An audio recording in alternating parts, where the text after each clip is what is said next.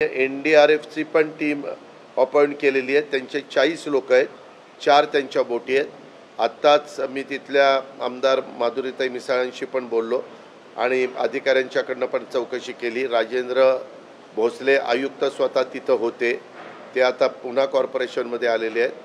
त्याच्यामध्ये त्यांनी सांगितलं की आता पाणी फक्त घोटभर म्हणजे गुडघाभर पण पाणी राहिलेलं नाही। जेवढ्या लोकांना शिफ्ट व्हायचं होतं त्या बोटीच्या माध्यमातून सगळ्या लोकांना सुरक्षित ठिकाणी शिफ्ट करण्यात आलेलं आहे।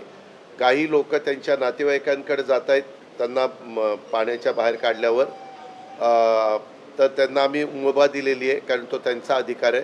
पण ज्या लोकांना शिफ्ट म्हणजे ज्यांना कुठंच राहायची जागा नाही अशांना पण व्यवस्था कॉर्पोरेशनच्या मार्फत केलेली आहे आणि मुख्यमंत्र्यांचं पण बारकाईनं लक्ष आहे। मी मुख्यमंत्र्यांशी सतत संपर्कात आहे, मुख्यमंत्री महोदय अधिकाऱ्यांशी आणि माझ्या संपर्कात आहे। त्याच्यामध्ये चहा पाणी नाश्ता जेवण झोपण्याच्या करता जे काही चादरी ब्लँकेट्स वगैरे लागतील त्या सगळ्या व्यवस्था करायला सांगितलेल्या आहेत, केलेल्या आहेत। शिवाय जर NGOजला काही द्यायचं असेल तर NGOज पण देत आहेत, त्याच्यात पण काही अडचण नाही। फक्त काळजी सगळ्यांनी घ्यावी, त्याच्यामध्ये फूड पॉयझनिंग कुणाला होणार नाही ही खबरदारी घेतली पाहिजे। कारण आमची अडचण प्रशासनाची अशी होती, आम्ही जर कुणाला नको म्हटलं तर आम्ही द्यायला जातोय, प्रशासन आमचं घेत नाही, असाही आम्हाला कुठं वाद वाढवायचा नाही।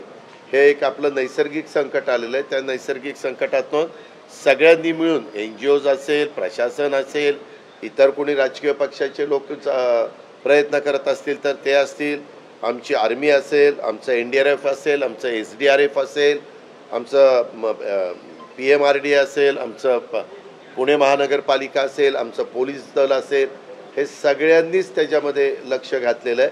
प्रत्येकजण आपल्या आपल्या नियंत्रण कक्षामध्ये थांबून ह्या सगळ्या गोष्टीवर नियंत्रण ठेवण्याचा प्रयत्न करत आहे।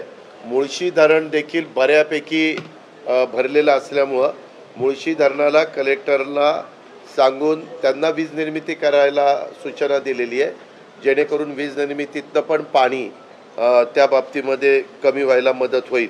आणि बाकीचं पाणी मात्र मुळा नदीमध्ये सोडलेलं आहे, ते मुळा नदीतनं इकडनं खाली बन गार्डनवरून भीमा नदीत आणि भीमा नदीतनं आपल्या उजनीला अशा प्रकारे चाललेलं आहे। अजून बन गार्डनला पण पाणी बऱ्यापैकी त्या ठिकाणी चाललेलं आहे, परंतु तिथं कुठलं अडचणीचं काही कारण नाही। पिंपरी चिंचवडच्या आयुक्तांना तिथल्या सगळ्या टीमला पण अलर्ट राहायला सांगितलेलं आहे। पुण्याच्या पुरतं बोलायचं झालं तर एकतानगर सिंहगड रोडला आपण आर्मीला हे तिथं आर्मीची एक कॉलम आणि NDRFची एक टीम असं तिथं आपण ठेवलेलं आहे। नंतर शिवाजीनगर संगम परिसरावर आपण आर्मीचा कॉलम स्पेअरला तिथं ठेवलेला आहे। त्याच्यानंतर आपण हॅरिस ब्रिज शांतीनगर